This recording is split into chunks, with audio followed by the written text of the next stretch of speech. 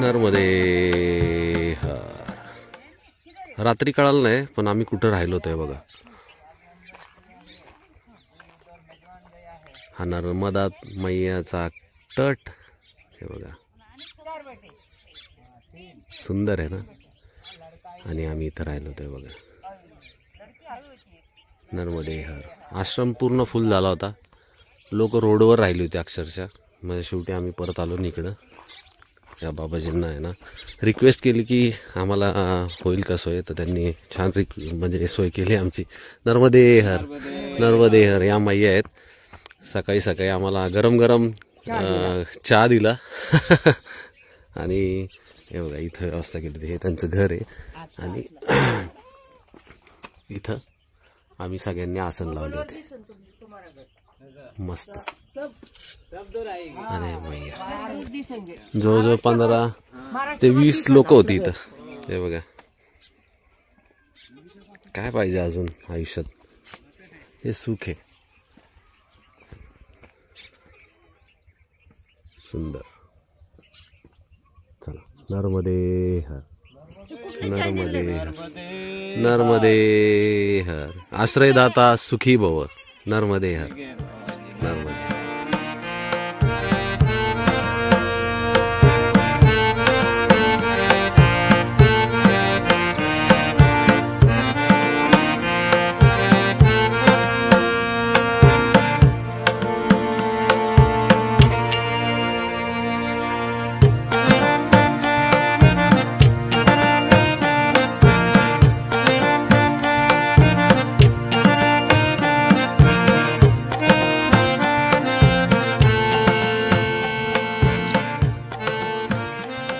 नर्मदे हर।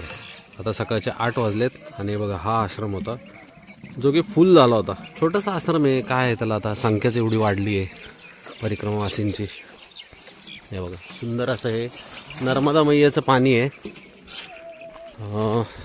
6:30ला आलो आम्ही इथे, 6:30 पावणे 7ला। मग आंघोळ वगैरे झालं, फ्रेश झालो, मैयाची आरती वगैरे झाली आणि आता निघालोय। आणि थोडंसं तुम्हाला निगेटिव्ह वाटेल आज माझं मी बोलतोय ते, कारण एवढ्या 9 दिवस झाले मी पॉझिटिव्हच बोलतोय सगळं। पण आज मला जे जाणवलं ते मला आता तुमच्याबरोबर शेअर करायचं आहे। पहिल्या अंगाने जर घेतलं तर नर्मदा मैया बोलवलं तर आपण येतो, आनंद आहे।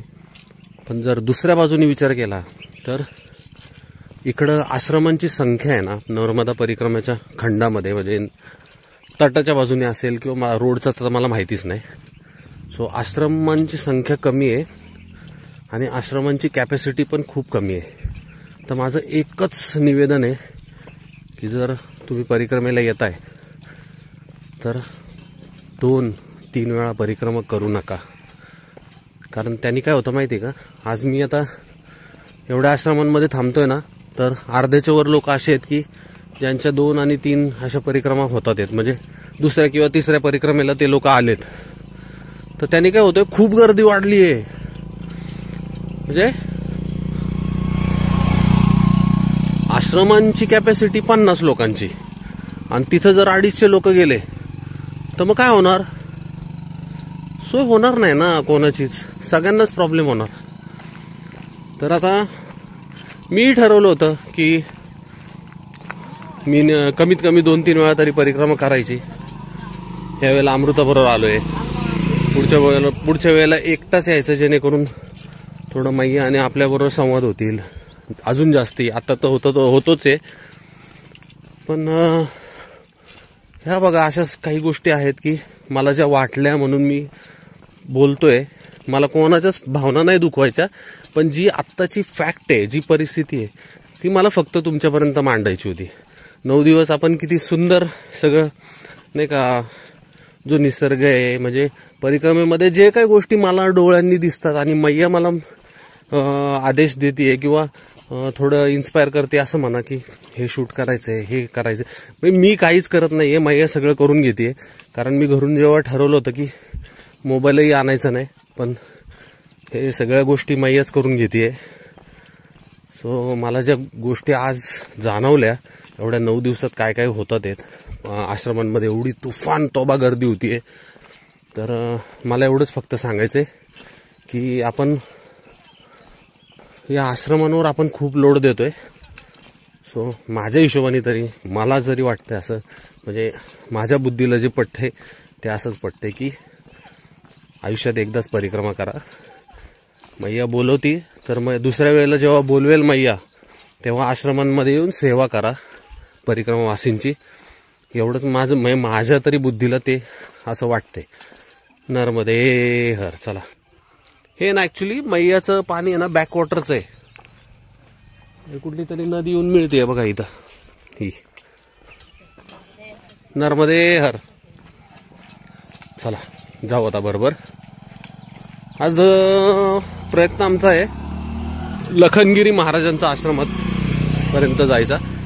आता इथून पुढे ठरवलंय की जास्त किलोमीटर नाही करायचे, फक्त आहे ना निसर्गाचा आनंद आणि मैयाचा आनंद घ्यायचा. तिन्ही मैया पुढे गेल्यात. चला, नर्मदे हर.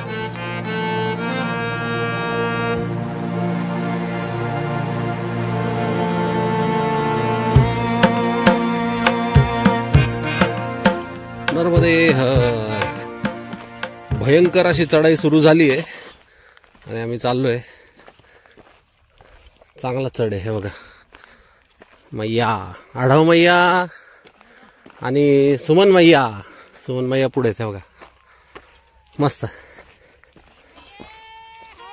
चढ आला ना मला जोश येतो, कारण ॲक्च्युली घरी सगळा चढावरच व्यायाम झाला सिंहगडला. फ्लॅट रोडला मला कंटाळा येतो चालायचा. हां, फक्त मैयाच्या तटावर असलं ना मग मजा वाटते. वेळ कसा जातो कळतच नाही मैयासोबत असली की. नर्मदे हर.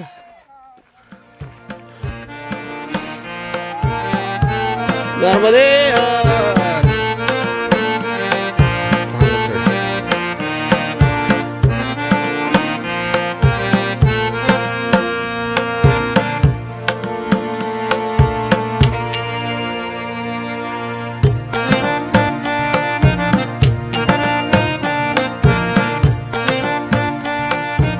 अजून थोडं वर आलोय आणि तिथून सौंदर्य बघा मैयाचं.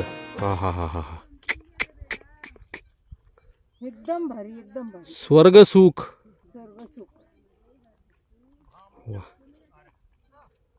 अतिशय सुंदर. मध्ये मैयाच्या इथं आहे ना एक नाव हाती आहे, डोळ्यांनी दिसतीये, मोबाईल मध्ये नाही. मला वाटतं एवढं झूम होते.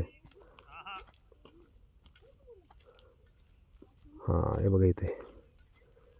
वा, हे बघा शूल पाणी म्हणजे आनंदाचं घर.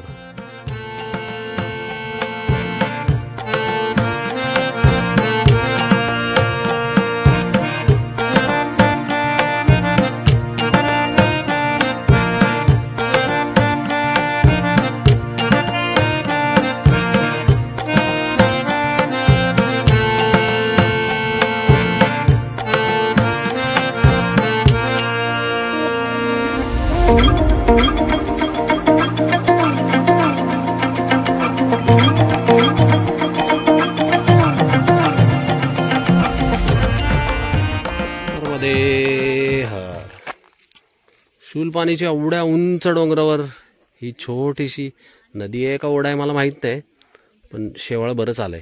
पण हेच लोक आहे ना इकडून जे वाहत आहे ना खडकांवरून, हां इकडं स्वच्छ आहे, इथं जे आहे ना खडकांवरून वाहत आहे ते बघा इथे. तिथे आहे ना पाण्याचे हंडे भरत होते, म्हणजे हे पाणी पितात आहेत ते लोक. नर्मदे हार. सुंदर आहे, सुंदर प्रदेश हा नर्मदे हार. तुम्हाला नुसता तो ओढा दाखवला, इकडं नदी बघा केवढी आहे, एवढ्या उंचवट्यावर. सुंदर. इथं बसलेत परिक्रमावासी, हे बघा सुंदर आहे ना. वा, नर्मदे हर. जय सियाराम, बजरंग बली की जय. कुली गावात पोहोचलोय आम्ही. छोटस गाव असेल अरे, आपल्याला तर सांगता पण नाही येणार की हेच गाव आहे का. डोंगरांवर आहे ना घर आहेत, आणि हे बघा सुंदर आहे ना. विरगळी आहेत काय. हा, चंद्र सूर्य आहे. छान आहे. चला चला. छान आहेत ना विरगळी. चंद्र सूर्य आहे, घोड्यांवर असं हे योद्धा आहे, सुंदर. चला. नर्मदे हर, नर्मदे हर. बघ काय म्हणलो होतो मी मागाशीच, म्हटलं होतं मी वरती गेल्यावर चहा मिळणार आहे. काय मैया बाबा खूप काळजी घेते. नर्मदे हर. पहिलीच परिक्रमा आहे माझी पण बघा. नर्मदे हर.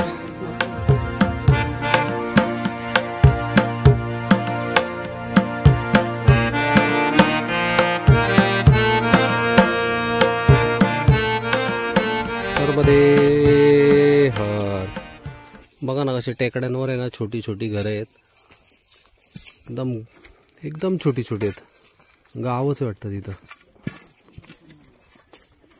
आणि इथं शेळ्या चरतात आहेत. नर्मदे हर, नर्मदे हर.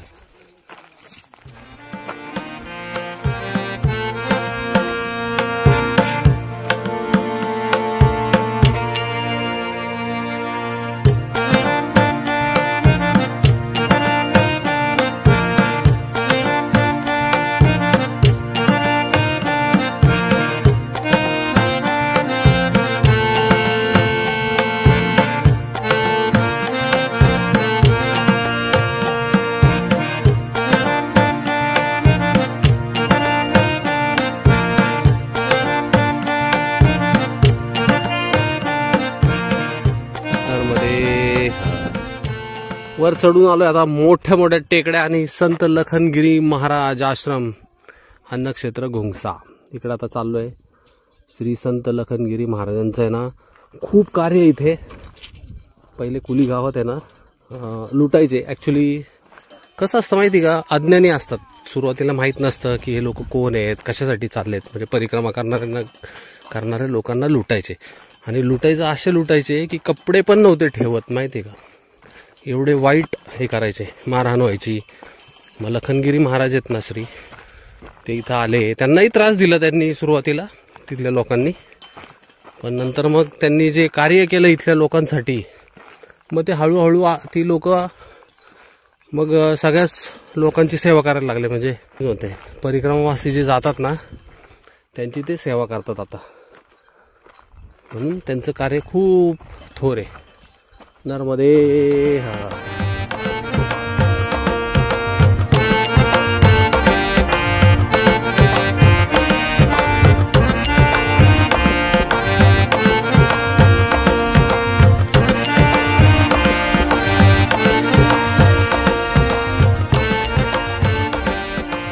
नर्मदे हर.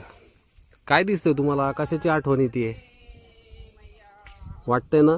अखंड भारताचा हा नक्षा आहे किंवा पूर्ण अखंड भारतच आहे.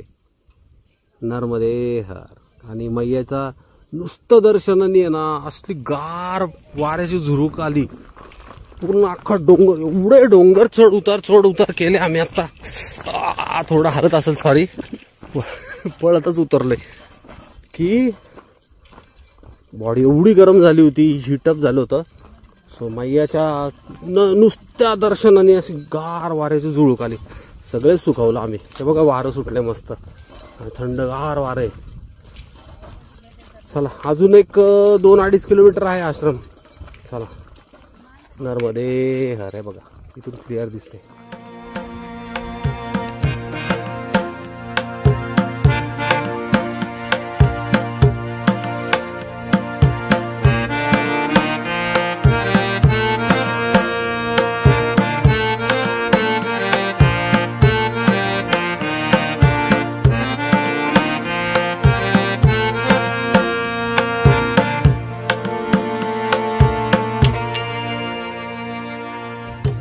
मध्ये 15 मिनिटापासून आम्ही थांबलोय. एक बोट आहे बघा आमच्या समोरून गेली आहे आणि ही दुसरी बोट आली आहे.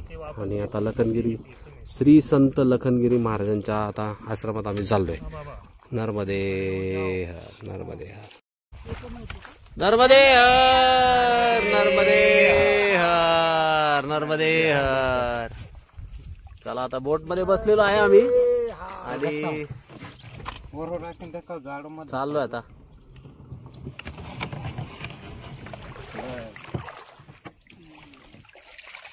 माझंच वजन जास्त आहे नाही नाही आता आली बघ इक्वल मध्ये आल्यावर. ते आलेत ना ते दोघं पण येतील की आता.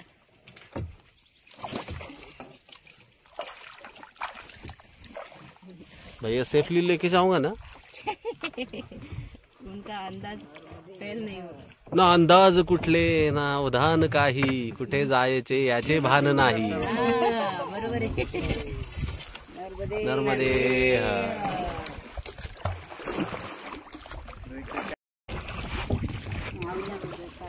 कसं वाटतंय मैयाच्या पाण्यात. एकदम अच्छा. नर्मदे हर. दुपारी गार आणि सकाळी आंघोळीला गरम असते पाणी. कसलं भारी ना. मग काय पाणी अमृत पेल्यासारखं ना. अमृतच आमच्या बरोबर पण आहे. अमृतवाणी. अमृताची कृपा. माझी कृपा कशाची. मैयाची कृपा आहे. हा डाव मैया राहिला का मागे.